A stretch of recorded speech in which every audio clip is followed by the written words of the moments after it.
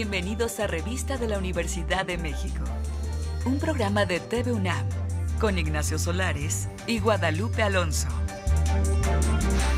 ¿Qué tal? Ya estamos en este espacio de Revista de la Universidad de México. Desafortunadamente, hoy no podrá estar con nosotros el maestro Ignacio Solares, director de la Revista de la Universidad y por lo tanto de este programa, pero nos da mucho gusto saludar hoy al doctor Andrés Sandoval del Instituto de Física de la UNAM, con quien platicaremos sobre uno de los proyectos, yo creo que más ambiciosos que ha tenido la UNAM en el ámbito de la ciencia. Se trata del Observatorio HOC de rayos gamma. Andrés, qué gusto que estés aquí con nosotros. Muchas gracias, Guadalupe. Buenas noches, ¿cómo estás? Pues no sé qué pienses tú, pero yo sí pienso que es uno de los proyectos más ambiciosos que ha tenido la UNAM. Pues realmente sí es un proyecto importante y grande.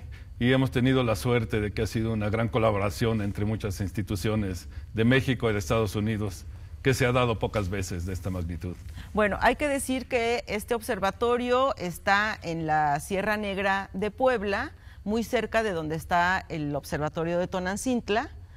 Está como a 100 kilómetros de Tonantzintla, está realmente en el Parque Nacional del Pico de Orizaba. Del Pico de Orizaba. Bueno, sí. ¿Qué te parece si vemos un reportaje? Porque un equipo de aquí de TV UNAM estuvo por allá un poquito antes de que el observatorio se inaugurara oficialmente, sí. Y tenemos imágenes maravillosas del sitio y algunas entrevistas con quienes están ahí trabajando. ¿Cómo no? Bueno, vamos al reportaje y ahora regresamos.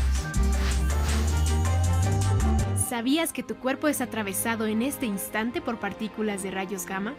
Los rayos gamma son un tipo de radiación electromagnética de origen espacial que no puedes percibir ni sentir. Sin embargo, son ondas más potentes que los rayos X. Para estudiar estas partículas se creó el HOC. Bueno, este es un proyecto único en el mundo. Entonces, es un proyecto binacional entre Estados Unidos y México, donde hay alrededor de 11 universidades de México y 17 de Estados Unidos. Y el financiamiento de este proyecto por la parte mexicana está dado por CONACYT y por la UNAM. Es un observatorio completamente diferente. Los rayos gamma y los rayos cósmicos no son visibles, no se pueden reflejar, entonces no podemos utilizar espejos ni ese tipo de técnica para hacer estos estudios. Para eso utilizamos grandes cantidades de agua. Ubicado a 4.100 metros sobre el nivel del mar y con una temperatura de 4.3 grados en promedio, el HOC se compone de 300 tanques cilíndricos. Cada uno contiene 188.000 litros de agua ultrapura. Por la parte de arriba hay una escotilla que se abre y pueden ver estos hilos.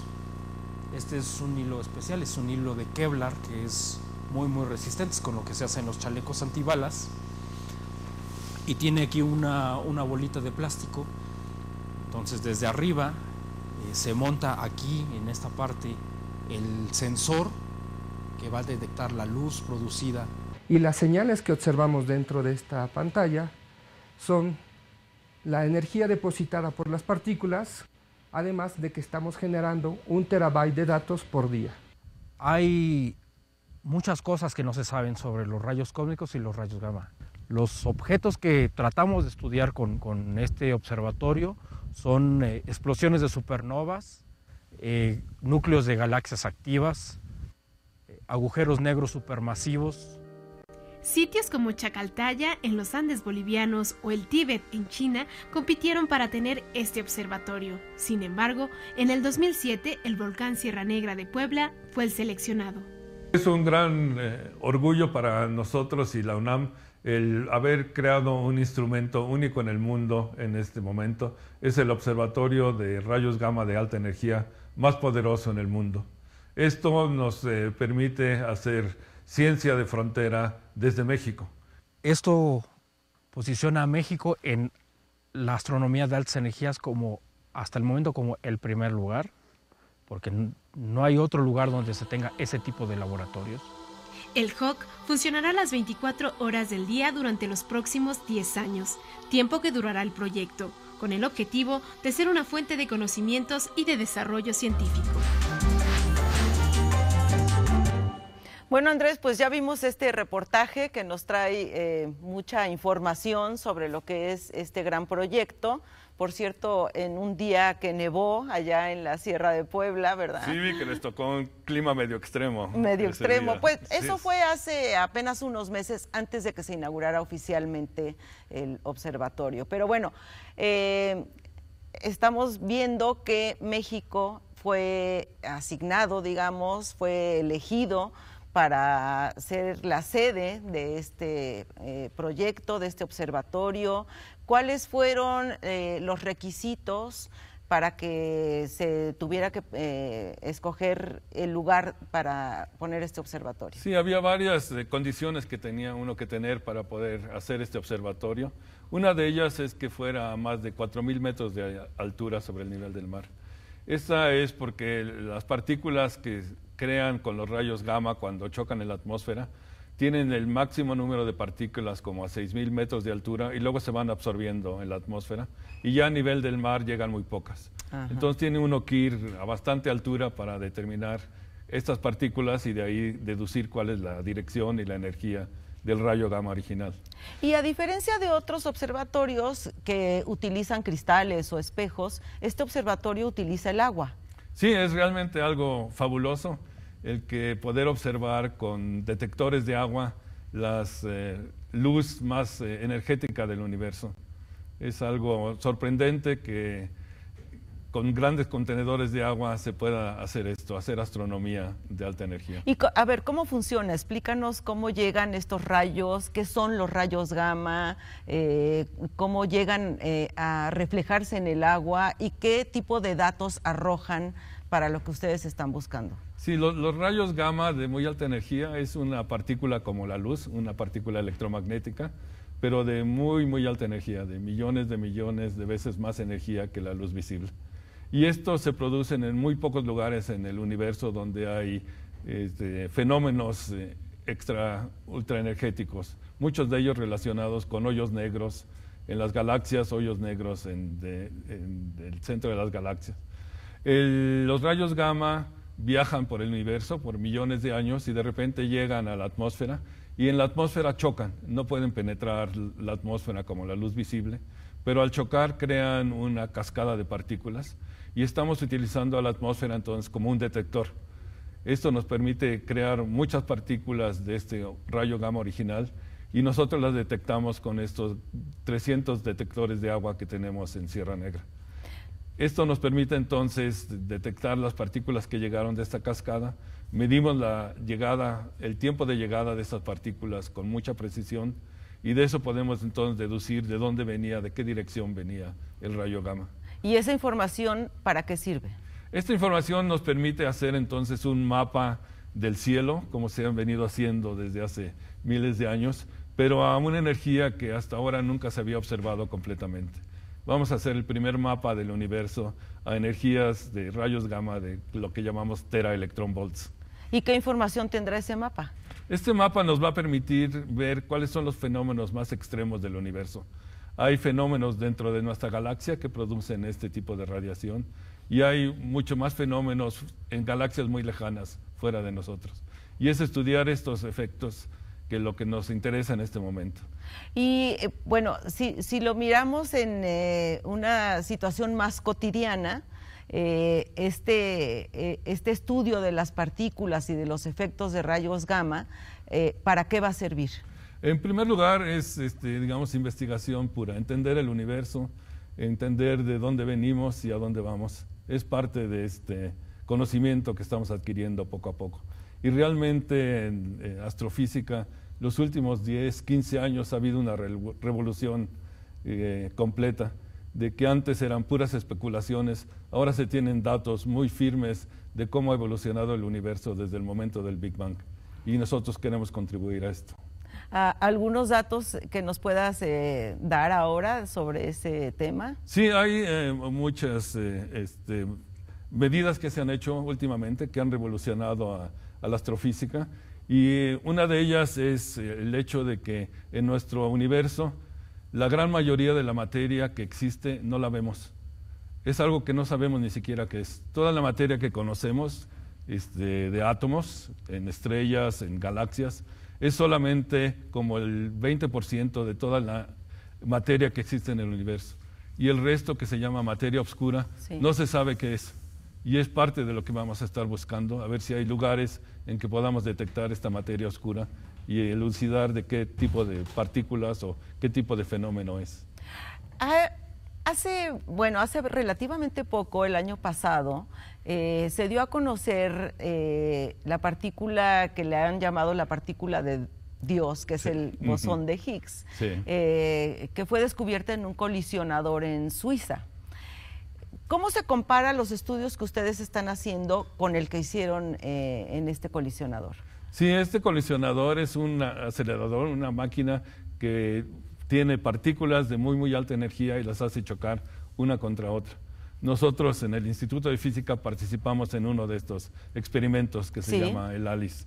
En estas colisiones de ultra alta energía se pudo producir una partícula que se había postulado que debería existir, que es la que le va a dar la masa a todas las otras partículas. Va a decir cuánto va a pesar un electrón, cuánto va a pesar un quark U, un quark D, y un bosón de Higgs es lo que se estaba buscando y finalmente se ha encontrado, ¿sí? Esto es un proyecto que ha llevado más de 20 años en planearse, en construirse, en llevarse a cabo, y son miles de científicos los que han participado en ello. Nosotros estamos viendo ahora el macrocosmos a distancias muy grandes, en fenómenos todavía de mucho más alta energía. En el colisionador del CERN tenemos 14 teraelectronvolts como máxima energía. Nosotros vamos a ver como 100 veces más que esto.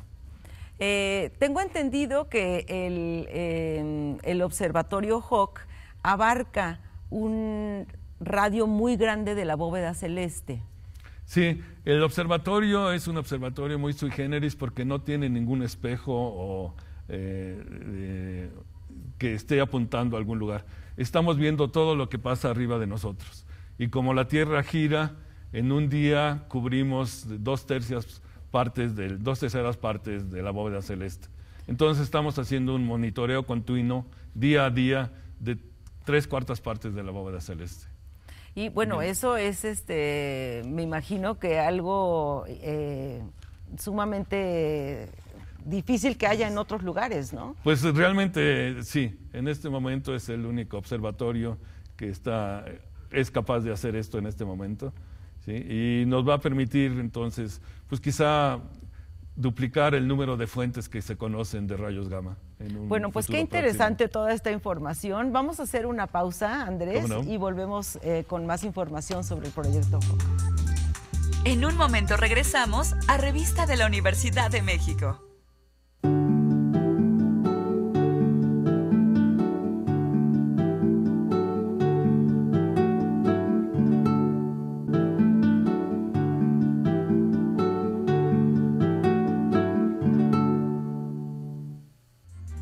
Estamos de regreso con más de Revista de la Universidad de México. El Observatorio Hawk de rayos gamma se encuentra a 4.100 metros de altitud del sitio sobre el nivel del mar. 29 instituciones están involucradas, 14 de México y 15 de los Estados Unidos. El proyecto cuenta con 130 miembros activos, 80 académicos y 40 trabajadores locales.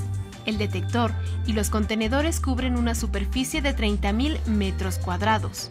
El observatorio funciona 365 días al año y utiliza 55 millones de litros de agua.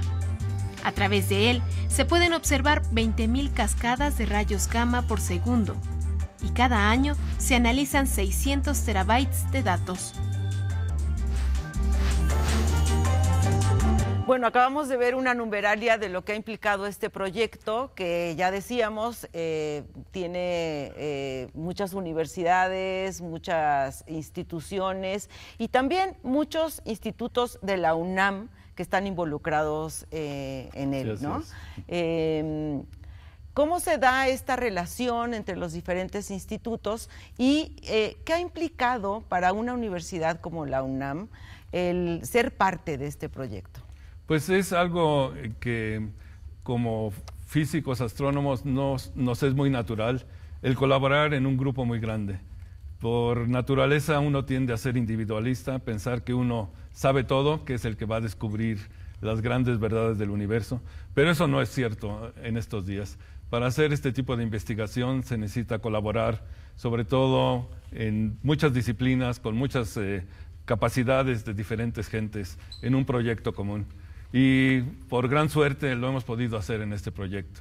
El Instituto de Ciencias Nucleares, el Instituto de Geofísica, el Instituto de Astronomía y el de Física han colaborado en este proyecto desde hace ya más de 8 años. Y bueno, me imagino que tiene un gran significado para la UNAM estar involucrado en esto, ¿no? Sí, para nosotros como parte de la UNAM es realmente un orgullo el poder tener un instrumento de frontera en México. Es algo que habíamos luchado mucho tiempo por tener. Habíamos estado participando en proyectos internacionales en otros países y ahora finalmente tenemos un instrumento que es único en el mundo en México. ¿Qué inversión implicó este proyecto? Fue financiado por 3 partes. Cada parte puso cerca de $5 millones. 2 terceras partes vienen de Estados Unidos, del Departamento de Energía, a través del Laboratorio Nacional de Los Álamos, de la National Science Foundation, a través de la Universidad de Maryland, y en México fue el CONACYT y la UNAM los que nos han financiado, y fue a través del Instituto de Física al que yo estuve a cargo de este proyecto de construcción. ¿De qué se compone este observatorio? Porque ya vimos en el reportaje inicial que hay unos cilindros muy grandes que están con agua y todo, pero en un terreno sumamente grande, que tiene que tener, me imagino, que cierta disposición con respecto a la bóveda celeste, ¿o no? Sí, en realidad nuestro observatorio ocupa cerca de 20,000 metros cuadrados con estos detectores de agua. Los detectores de agua en el centro tienen 3 detectores de luz muy, muy sensibles, que son los que nos dicen cuándo llegan las partículas, el momento en que llegan estas partículas a los detectores. Y eso es lo que nos permite entonces hacer este tipo de investigación. Y realmente la mayor parte del trabajo es en la adquisición de datos. Tenemos una gran cantidad de electrónica que procesa todas las señales que llegan a estos detectores y grandes granjas de computadoras que analizan inmediatamente estos eventos y seleccionan unos cuantos que nos interesan, porque producimos cerca de algo así como 100 terabytes por día y solamente podemos escribir como 1 terabyte a discos. Entonces tenemos que reducir grandemente la cantidad de información que nos llega. Es relativamente nuevo este observatorio, creo que hace apenas un mes que se inauguró. Así fue, sí. Pero en este trayecto, ¿qué han alcanzado a ver? ¿Cuáles han sido han descubierto algo que les haya impresionado? El hecho de que es modular, porque está hecho de contenedores individuales, nos ha permitido que a partir del momento que teníamos 40 de estos detectores, empezamos ya a tomar datos. Y tomamos por varios meses con 40 tanques, luego con 100 tanques. Entonces realmente llevamos cerca de 2 años de estar tomando datos y analizando. Cuando tuvimos ya 100 tanques ya podíamos diferenciar entre rayos cósmicos y rayos gamma. Nos llegan como 1000 veces más rayos cósmicos, que son protones, partículas cargadas, que rayos gamma.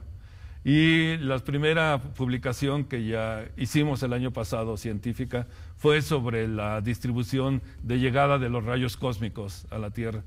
Y se pensaría que iba a ser algo completamente isotrópicos, porque estos rayos cósmicos, que son partículas cargadas, son desviadas por los campos magnéticos en el universo.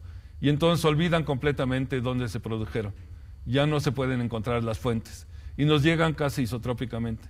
Sin embargo, hay 3 regiones en la bóveda celeste que nosotros observamos, que tienen un ligero exceso de llegada de rayos cósmicos de ahí. Y a lo mejor eso es un lugar en donde hubo una supernova muy antigua que todavía sigue emitiendo partículas. Se sabe que alrededor de nuestro sistema solar, como hace 10 millones de años, explotaron varias supernovas que limpiaron el espacio alrededor de nosotros en nuestra parte de la galaxia. Y a lo mejor esto es una de esas señales que estamos viendo. ¿Qué significa eso de que limpiaron el universo alrededor? El hecho de una supernova es el momento en que una estrella de gran masa se le acaba el combustible nuclear, está haciendo transformaciones nucleares y de eso gana energía para mantener la gravedad, mantenerse inflada a pesar de la gravedad. En el momento que se le acaba la energía, entonces todo se colapsa y en ese momento explota, que es lo que se llama una supernova.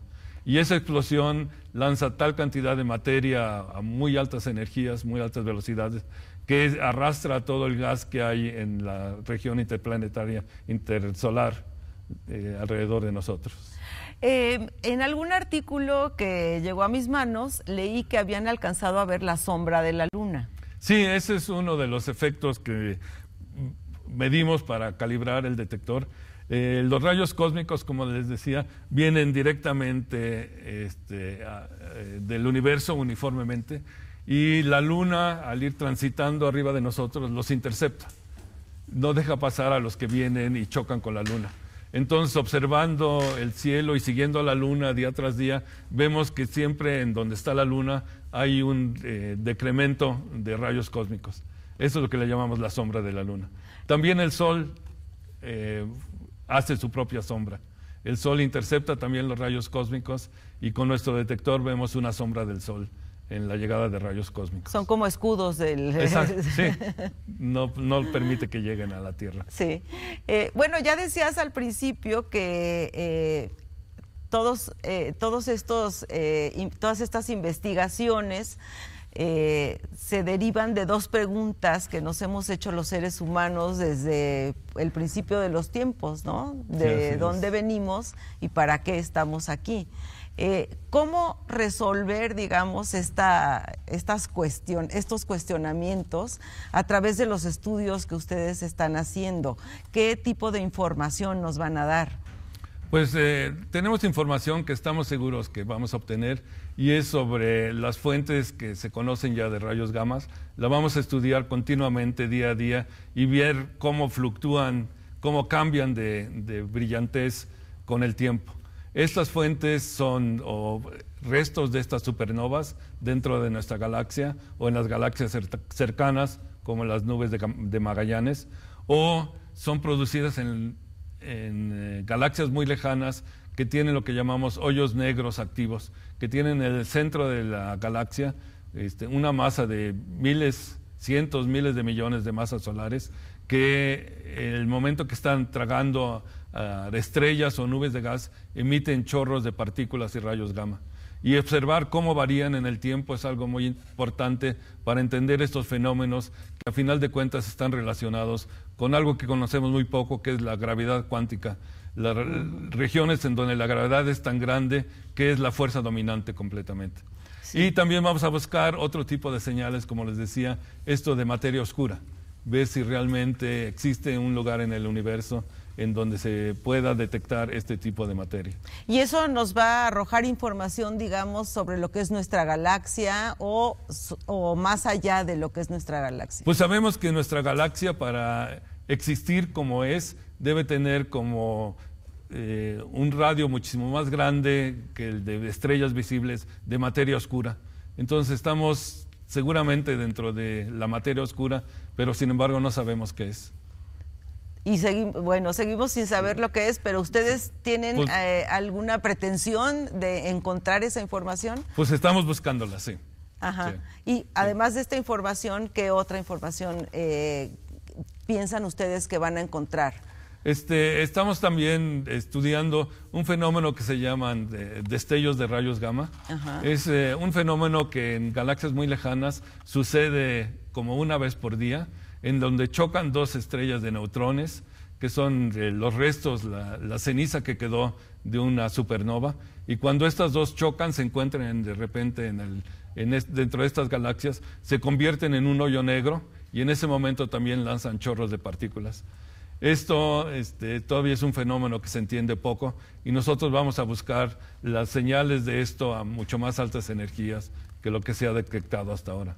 Pues qué interesante. Se dice que observatorio va a funcionar los próximos 10 años? Pues nosotros tenemos el compromiso de explotarlo por los siguientes 10 años. A los 5 años se va a hacer una revisión, se va a ver cuáles son los logros, cuáles son las capacidades futuras, cuáles son los proyectos de las nuevas generaciones de científicos que quieran hacer con esto. Y se va a programar otros 5 años más de explotación. Y después de eso, pues tendremos que ver. ¿Es competitivo todavía? ¿Es interesante? Sí. No sabemos en este momento. ¿Por qué es esta situación? ¿Porque los aparatos tienen cierto periodo de vida? ¿O? Pues seguramente si operamos más de 10 años, en el transcurso tenemos que cambiar la electrónica que utilizamos para analizar los datos. Es electrónica ya diseñada hace tiempo y hoy en día se puede hacer cosas mucho mejores. Entonces, si conseguimos el financiamiento necesario, pues lo vamos a cambiar lo más pronto posible para poder operar todavía más tiempo. Andrés, pues esperamos que en estos próximos 10 años nos den un poco de luces sobre sí. de dónde venimos y por qué estamos aquí. Y te agradezco mucho que hayas estado en el programa y felicidades por este proyecto. Fue un placer, Guadalupe. Muchas gracias por invitarme. Bueno, pues nos vemos la próxima semana aquí en Revista de la Universidad de México. Muchas gracias por estar con nosotros. Tenemos una cita la próxima semana en Revista de la Universidad de México.